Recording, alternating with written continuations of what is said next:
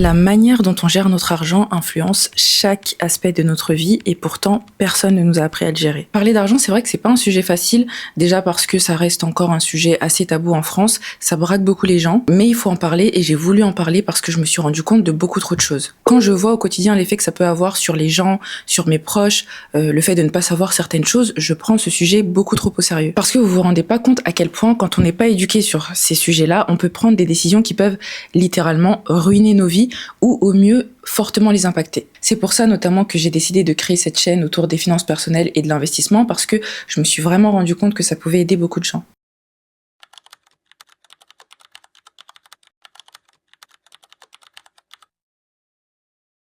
On passe énormément de notre temps à travailler, plus de la moitié de notre temps, on y consacre beaucoup d'énergie pour pouvoir gagner notre argent, mais pourtant à aucun moment on pense à faire travailler cet argent. Et ça concerne vraiment tout le monde, qu'on soit salarié, entrepreneur, qu'on gagne bien sa vie ou non, personne ne sera épargné si on n'est pas au courant de certaines choses. Alors personnellement, moi j'ai toujours associé l'argent à la liberté.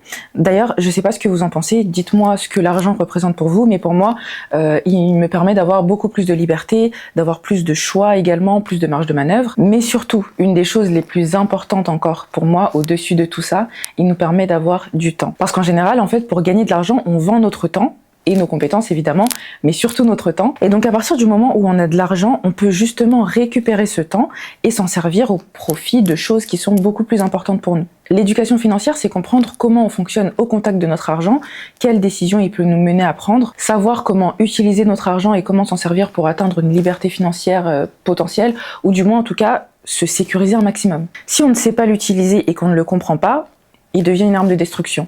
Par contre, si on apprend à le comprendre et qu'on apprend comment correctement l'utiliser, là par contre c'est un outil de construction. Et s'éduquer sur ce genre de sujet, c'est vraiment une décision à prendre parce que personne ne le fera pour nous. Notre éducation financière, c'est vraiment ce qui peut changer la trajectoire d'une vie. Et c'est vraiment grâce à tout ce que j'ai appris et tout ce que j'ai pu mettre en place, parce que c'est une chose d'apprendre mais c'en est une autre de mettre les choses en place, que j'ai pu vraiment me dire en fait c'est totalement possible. Je comprends totalement qu'après une dure journée, on ait juste envie de se divertir et pas forcément d'apprendre, d'avoir du contenu éducatif, mais il faut vraiment prendre le temps de s'instruire, il faut vraiment prendre le temps de s'éduquer sur ces sujets. L'éducation financière, elle apporte également un esprit critique et un esprit de contradiction, et d'ailleurs ce sera le seul moyen pour nous de savoir si une personne agit pour nos intérêts ou pour ses propres intérêts. Et d'ailleurs peut-être qu'à ce moment-là, vous vous rendrez compte que votre banquier, c'est peut-être pas la meilleure personne pour gérer votre argent à votre place.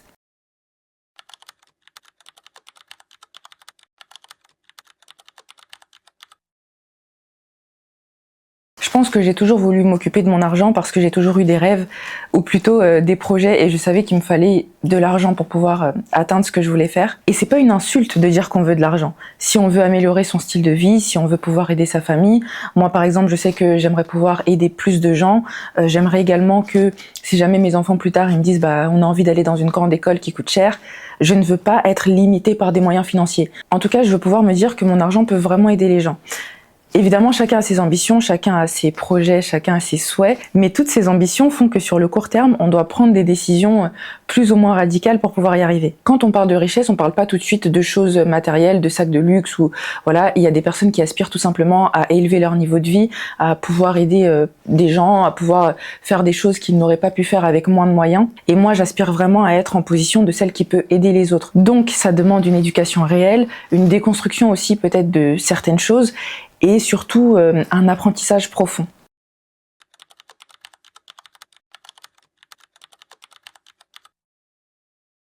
Dans les familles de classe moyenne, en général, on n'est pas trop au courant de comment gérer correctement notre argent.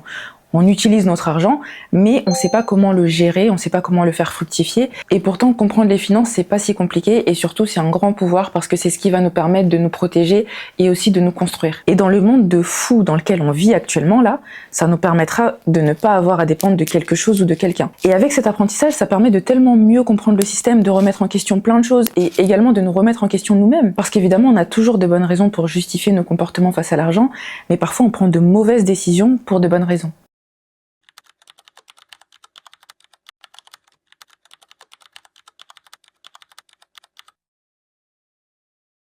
Gagner bien sa vie et savoir gérer son argent, c'est deux choses différentes. Et surtout, gagner de l'argent, ça suffit pas. Il y a des personnes qui vont très bien gagner leur vie et commencer à vivre avec cette source de revenus, donc c'est-à-dire élever leur niveau de vie, consommer plus, faire plus de choses et pouvoir justement commencer à aider leurs proches, par exemple. Mais le problème de ça, et pourtant, C'est une très bonne chose d'aider les autres, ça je dis pas le contraire, je vous ai moi-même dit que j'aimerais bien pouvoir le faire. Mais quand une famille repose tous ses espoirs sur une personne ou sur un salaire, même la personne qui aide ne peut pas s'en sortir elle-même. Parce qu'il y aura toujours des problèmes. Et évidemment, ces problèmes ils correspondront toujours à la somme qu'on gagne.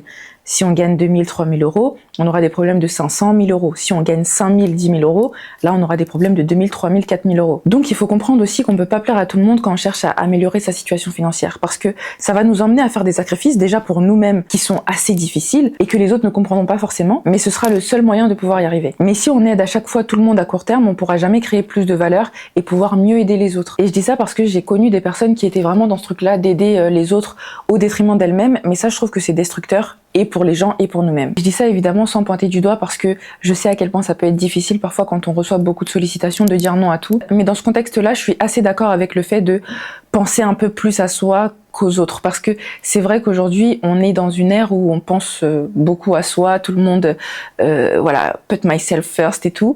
Parfois, on le pousse un peu à l'extrême et on peut en devenir un peu égoïste parce qu'on ne pense plus à ce que les autres peuvent ressentir. Mais bon, ça c'est un autre sujet. En tout cas, dans des contextes comme ça, on peut être emmené à prendre des décisions qui nous poussent à penser d'abord à nous. Surtout que si à chaque fois on aide les autres au détriment de nous-mêmes, à quel moment on va décoller en fait? Et ça me fait penser à une analogie. Vous savez, quand on prend l'avion, une des règles de sécurité, c'est en cas de dépressurisation, on doit d'abord mettre nos masques à nous avant d'aider ceux qui sont à côté de nous, donc nos enfants, nos proches et tout ça. Ça peut paraître un peu contre-intuitif, c'est fou de se dire ça parce que le premier réflexe ce serait de mettre le masque à son enfant, mais ce serait la pire chose à faire. Parce que si tu perds connaissance, tu peux plus aider personne en fait. Si on ne construit pas d'abord pour nous, sans pour autant être trop égoïste, mais pour pouvoir mieux aider par la suite, on ne fera rien de plus que de donner du poisson au lieu d'apprendre à pêcher. Je pense que vous avez déjà entendu cette expression. Et c'est pas avec 50 euros ou 100 euros envoyés tous les mois qu'on va vraiment aider les autres parce que ça change pas une vie. On va juste les entretenir et les pousser encore plus à être toujours aussi dépendants de nous. Maintenant, si on a un bon salaire et qu'on veut créer un petit budget pour pouvoir aider notre famille, rien ne nous empêche de le faire. Moi, ce que je dis, c'est qu'il faut surtout prioriser notre construction parce que c'est ce qui va nous permettre d'aller encore plus loin. En tout cas, si on n'utilise pas notre argent pour créer notre propre richesse, on ne sera jamais libre de faire ce qu'on veut vraiment. Donc il faut retenir ça.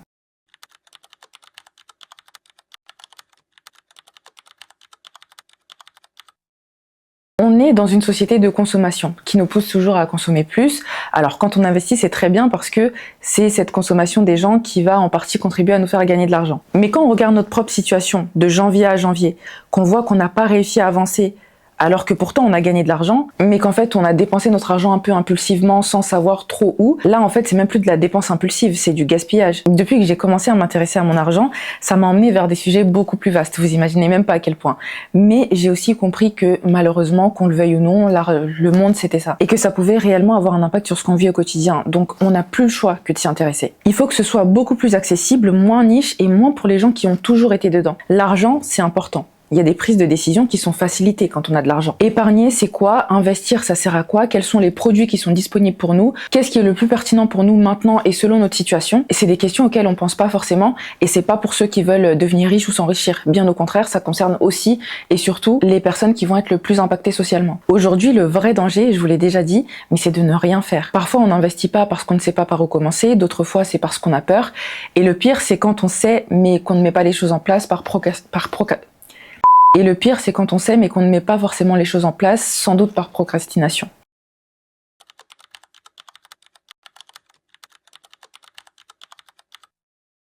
Alors pourquoi je vous dis que l'argent est un outil? Parce que tout simplement, on peut s'en servir et on doit se servir de lui pour nous aider à atteindre quelque chose. Même si encore une fois, on a tous des aspirations et des ambitions différentes, je pense quand même qu'on peut se rejoindre sur le fait que tout le monde aimerait avoir la tranquillité d'esprit. Et malheureusement ou non, ça dépend comment on se place, ça passe aussi par là. Après, on peut aussi se dire que si on a un bon salaire et qu'on gère assez bien, on n'est pas forcément stressé à la fin du mois. Ça, je suis d'accord. Mais jusqu'à quand? L'inflation grignote notre argent. Le système des retraites, on n'est même pas sûr de pouvoir en profiter, en tout cas pas dans les conditions actuelles qui sont déjà critiques. Donc compter sur des éléments extérieurs pour prendre des décisions pour nous et qui vont directement nous impacter, je pense pas que ce soit la meilleure chose à faire. Et à côté de ça, on a aussi des personnes qui vont au travail juste pour gagner de l'argent et qui savent très bien que si elles arrêtent de travailler, elles auront plus les mêmes revenus. Donc elles sont forcées d'aller travailler parce qu'elles savent que c'est la seule rentrée d'argent qu'elles ont.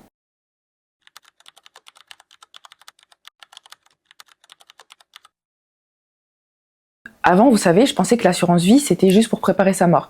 Et peut-être qu'il y en a parmi vous qui le pensent aussi, dites-moi, Mais j'étais persuadée que c'était que pour ça, j'avais pas bien compris le truc.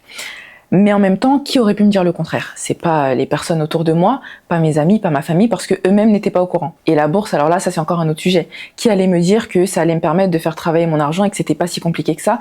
Personne. Parce que pour le savoir, il faut déjà s'intéresser à ce genre de sujet et aller chercher l'information.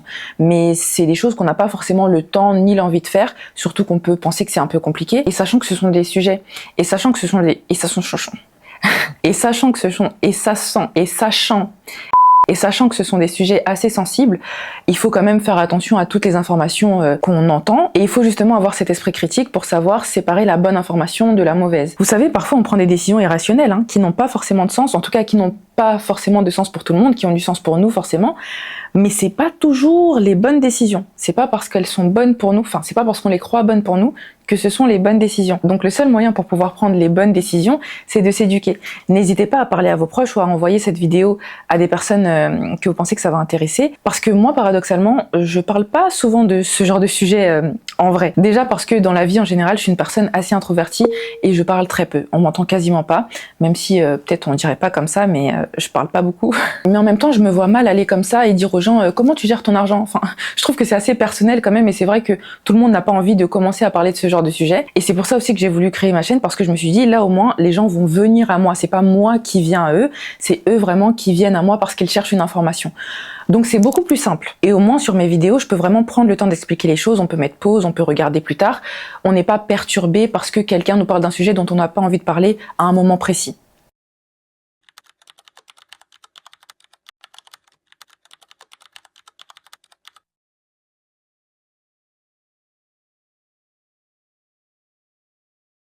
Aujourd'hui, j'ai voulu faire une vidéo de sensibilisation. Voilà, j'ai pas voulu forcément aborder un sujet en particulier parce que j'ai voulu vraiment parler de l'importance que c'est de savoir gérer son argent. N'hésitez pas à me dire en commentaire également ce que vous pensez des finances personnelles en général. Est-ce que ce sont des sujets qui vous intéressent? Et est-ce qu'il y a des vidéos que vous aimeriez voir à l'avenir que je fasse? Je le ferai avec plaisir et nous on se retrouve la semaine prochaine dans une nouvelle vidéo.